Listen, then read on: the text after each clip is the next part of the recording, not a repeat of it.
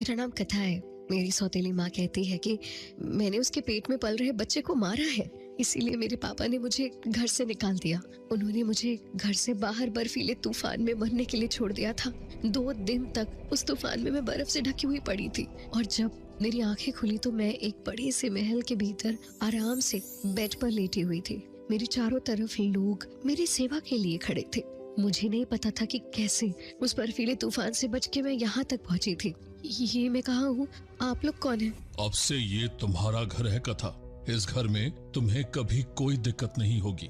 तुम यहाँ की मालकिन हो। लेकिन आप कौन हैं? मैं तुम्हारा नाना हूँ बेटे, और ये राजवीर है, तुम्हारा मामा। ये सुनकर कथा बिल्कुल शॉक्ड रह गई। उसने कभी अपनी माँ को भी नहीं देखा था और आज अचानक से उसके नाना और मामा उसके सामने खड़े थे। कथा को तो ये भी नहीं पता था कि उसकी माँ जिंदा भी है या मर गई है। फिर एक दिन कथा के मामा राजवीर ने आकर उससे कहा, कथा, तुम्हारी माँ मिल गई है, चलो मैं तुम्हें उनसे मिलवाता हूँ। ये सुनकर कथा की खुशी का ठिकाना ही नहीं रहा। अपने मामा के कहने पर कथा उनके साथ चल पड़ी। उसके मामा कथा को लेकर घर से बाहर गए और उसे एक ट्रक के आगे झोंक दिया।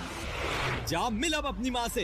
कथा ट्रक के सामने गिरी पड़ी थी। उसका पहिया कथा के ऊपर चढ़ने ही वाला था कि अचानक से कथा ने अपने नन्हे हाथों को ट्रक के पहियों के सामने रखते हुए उसे रोक दिया। पूरा का पूरा ट्रक कथा के ऊपर से चढ़कर निकल गया, लेकिन कथा को कुछ नहीं हुआ। ट्रक गुजरने के बाद कथा फिर से उठ खड़ी हो गई। ये देखकर राजवीर बिल्कुल पागल हो गया। वहीं कथा को ये समझ नहीं आ रहा था कि आखिर उसके मामा उसे मारना क्यों चाहते हैं, और अगर उन्हें मारना ही था तो वो लोग उसे बर्फ के तूफान से बचाकर यहाँ क्यों ले आए हैं।